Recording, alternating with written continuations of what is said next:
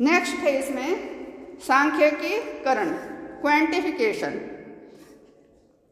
अब इसमें भी बात वही आ जाएगी कि जो तथ्यों से संबंधित सामग्री है वो कैसी हो, संख्या के रूप में हो, या उसको कोई माप निश्चित किया जा सके, अनुमान के आधार पर नहीं कि कुछ लोग कह रहे हैं हाँ भारत तो बहुत बढ़िया देश है, कुछ लोग कह रहे हैं भारत बहुत बढ़िया देश नहीं है। ये उनके अपने विचार हैं, ये क्या है, उनके मूल्य, उनका दृष्टिकोण, उनकी अभिवृत्तियाँ, उनका सोचने का ढंग, वो नहीं चाहिए। क्या चाहिए?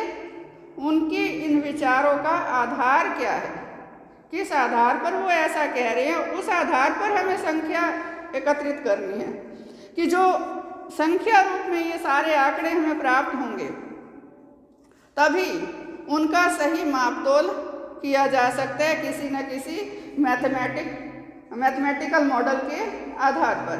यदि संख्या रूप में प्राप्त नहीं होते, माने हमें गुणात्मक पक्ष नहीं देखना, संस्था अच्छी है या बुरी है, हमें इस पर नहीं जाना, व्यवस्था में कितने प्रतिशत लोग व्यवस्था से संतुष्ट हैं, कितने प्रतिशत लोग व्यवस्था से, शासन प्रणाली से असंतुष्ट हैं, हमें वो आंकड़े चाहिए।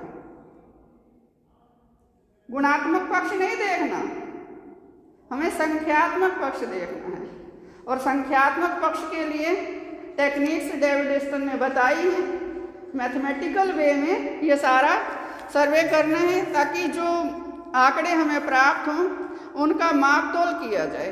वो आंकड़े किसी के निजी विचारों पर आधारित ना हो, बल्कि उसके पीछे कोई ठोस आधार हो, तभी वो जो आंकड़े हैं वो किसी रिसर्च के लिए काम के हो सकते हैं।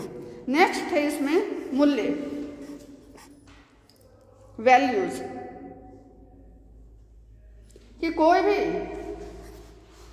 राजनीतिक विचारक नैतिक आधार पर किसी भी राजनीतिक व्यवस्था को या संस्था को अच्छा या बुरा ना कहे। उसके अपने जो भी विचार हैं वो उसके रिसर्च में, या जो रिसर्च का जो भी उसने रिसर्च की है, जो आंकड़े इकट्ठे किए हैं, उसके आधार पर उसने जो विश्लेषण किया है, उसमें अनुसंधान करने वाले के खुद के जो वैल्यूज हैं, खुद के जो विचार हैं, वो नहीं झलकने चाहिए। अब नैतिक पक्ष से हम बहुत बार कह देते हैं कि समाज में आजकल जो कुछ हो रहा है वो बढ़िया नहीं हो रहा, सरकार अच्छा नहीं कर रही है सब। अब हमारे जो नैतिक मूल्य हैं उनकी यदि हम बात करते हैं, वैसे तो नैतिकता के प्रति हर व्यक्ति का अलग अलग दृष्टिकोण होता है, और हर देश, हर समाज के जो नैतिक मूल्य हैं वो अलग अलग होते हैं। वेस्टर्न कंट्रीज में जो नैतिक है, हमारे देश में वो अनैतिक है, और हमारे देश में जो नैतिक है हो सकता है उसको वहाँ वो अनैतिक मानते हो। तो ये देश, काल और परिस्थितियों के अनुसार नैतिकता की जो परिभाषा है वो बदलती रहती है। आज से 40 साल पहले जो अनैतिक था वो आज नैतिक है। तो इसलिए नैतिक पक्ष से क्या अच्छा है, क्या बुरा है, ये राजनीतिक विचारक को ना तो खुद सोचना है और ना ही उसके जो परिणाम है रिसर्च के उसमें ये झलकना चाहिए। उसकी जो वैल्यूज हैं, उसके जो खुद का दृष्टिकोण है, वो उसके रिसर्च में नहीं झलकना चाहिए। और ये तभी संभव है जब कठोर रूप से सांख्यिकीकरण पर आधारित ही ये सारी जो आंकड़े हैं वो एकत्रित किए जाएं और उनका वैज्ञानिक विधि से ही निरीक्षण परीक्षण करके उसका जो विश्लेषण है वो किया जाए। नेक्स्ट है इसमें क्रमबद्धता।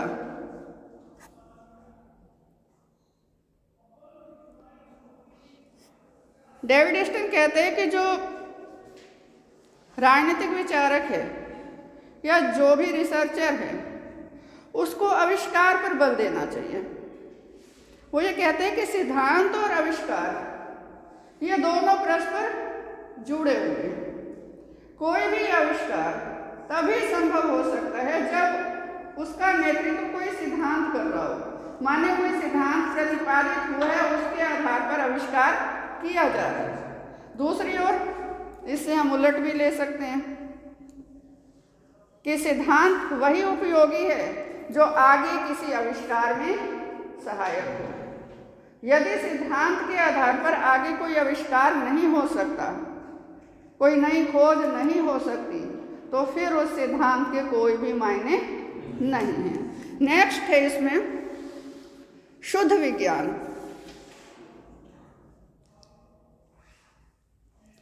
Pure science. दो तरह की साइंस होती है, एक होती है अप्लाइड साइंस और एक होती है प्योर साइंस। इसमें अंतर क्या है? जो अप्लाइड साइंस है उसमें ऐसे रिसर्चेज पर बल दिया जाता है, ऐसे आविष्कारों पर बल दिया जाता है जो मानव के लिए व्यवहारिक हों, उपयोगी हों। और प्योर साइंस में ऐसे आविष्कारों पर बल दिया जाता है कि नई खोज होनी चाहिए, काम आए चाहे ना आए, माने मानव जीवन में उस खोज से किसी समस्या का समाधान हो चाहे ना हो, उस बात से विश्लेषक को, रिसर्चर को कोई लेना देना नहीं है। तो यहाँ डेविड स्टन शुद्ध विज्ञान पर बल देते हैं। वो ये कहते हैं कि जो राजनीतिक विचारक है, जो रिसर्चर है, जब वो आंकड़े इकट्ठे कर रहा है, रिसर्च कर रहा है, आंकड़ों का निरीक्षण परीक्षण हो गया, सिद्धांत ऐसा बन गया कि उस पर आगे आविष्कार हो सकता है, तो वो आविष्कार शुद्ध आविष्कार होना चाहिए। माने वो अपने आप में बिल्कुल जैसे 24 कैरेट का सोना होता है, खरा सोना होना चाहिए, उसमें कोई मिलावट नहीं, ना तो रिसर्चर की खुद की वैल्यूज़ की, न समाज के नैतिक मूल्यों की। अपने आप में वो एक नई देन राजनीतिक जगत को हो। वो नई देन बेशक से मानव व्यवहार से संबंधित है, लेकिन भविष्य में आने वाली समस्याओं से उसका कोई संबंध हो चाहे ना हो, वो मानव जीवन को सरल करेगी या नहीं करेगी, इस पर रिसर्चर को कोई भी ध्यान नहीं देना। किसी समस्या के समाधान के लिए वो सक्षम होगी रिसर्च या नहीं होगी, इस पर रिसर्चर को कोई भी ध्यान नहीं देना। शुद्ध विज्ञान पर, शुद्ध आविष्कार पर डेविड स्टन ने बल दिया है। नेक्स्ट है इसमें एकीकरण।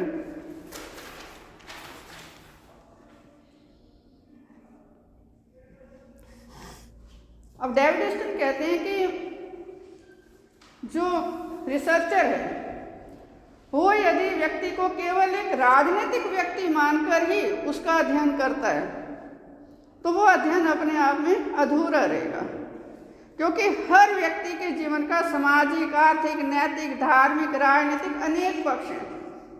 एक ही व्यक्ति एक ही समय में सामाजिक प्राणी भी है, आर्थिक जीवन भी उसका है, उसका धार्मिक जीवन भी है, उसका नैतिक जीवन भी है, उसका सांस्कृतिक जीवन भी है और उसका राजनीतिक जीवन भी है। और हमने जीवन के एक छोटे से हिस्से को ले लिया, उसके मानव जीवन का जो अनेक पक्ष हैं उसमें से केवल एक पक्ष को अलग कर लिया, तो वो अध्ययन अपने आप में पूरा नहीं होगा।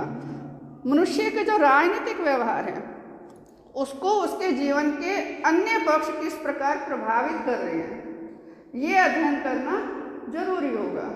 कि हम किसी शासन प्रणाली को अच्छा या बुरा कह रहे हैं तो उसके पीछे, अच्छा कह रहे हैं तो कोई तो कारण होगा कि हमारा जो आर्थिक पक्ष है वो सुदृढ़ होगा, हम सरकार की आर्थिक नीतियों से बहुत संतुष्ट होंगे। इसी तरह से अन्य पक्ष, तो इसको दोनों तरीके से ही समझना पड़ेगा। एक तो डेविड स्टन ने ये कहा है कि मानव जीवन के अनेक पक्ष हैं, सभी पक्षों का जो प्रभाव मानव के राजनीतिक व्यवहार पर पड़ता है, राजनीतिक पक्ष पर पड़ता है, उसका अध्ययन करना, माने समग्र रूप से अध्ययन करना है। दूसरा, डेविड स्टन ये कहना चाहते हैं कि मानव जीवन के जितने भी पक्ष हैं, हर पक्ष से संबंधित अलग अलग विषय हैं।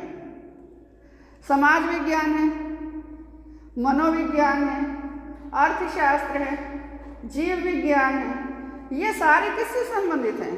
मनुष्य से संबंधित हैं, मनुष्य के अध्ययन से संबंधित हैं। और ये सभी विज्ञान राजनीति विज्ञान से लगभग पहले अस्तित्व में आ चुके थे। तो ऐसे में इनमें मानव व्यवहार से संबंधित अनेक खोजें हुई हैं, और इनमें मानव व्यवहार के अध्ययन की अनेक विधियां मौजूद हैं। तो राजनीतिक विचारक को जो इन अन्य विज्ञानों में मानव व्यवहार से संबंधित खोजें हुई हैं कि मानव के व्यवहार में कब कब कैसे कैसे क्या क्या परिवर्तन आते हैं, उनको भी मद्देनजर रखना चाहिए। और मानव व्यवहार को समझने के लिए जो इन अन्य विज्ञानों में विधियां हैं, उनका भी सहारा ले लेना चाहिए। तभी वो मनुष्य के राजनीतिक व्यवहार को सही तरीके से विश्लेषित कर पाएगा। इसके बाद इसमें निष्कर्ष दे दोगे कि जो डेविड ईस्टन है उसने मूल्यों की अपेक्षा तथ्यों पर अधिक बल दिया है, और साथ ही साथ डेविड ईस्टन राजनीति विज्ञान को एक शुद्ध विज्ञान मानते हैं, और यह भी मानते हैं कि जितनी भी तरह की रिसर्चेज हों वो इस शुद्ध विज्ञान के रूप को ही समक्ष रखकर हों, और आंकड़े जितनी भी तरह से इकट्ठे किए जाए, चाहे सैंपल सर्वे हो चाहे मैथमेटिकल मॉडल हो, आंकड़ों का जो स्वरूप है वो संख्या रूप में होना चाहिए या ऐसा होना चाहिए जिसका कि मापतोल संभव हो सके।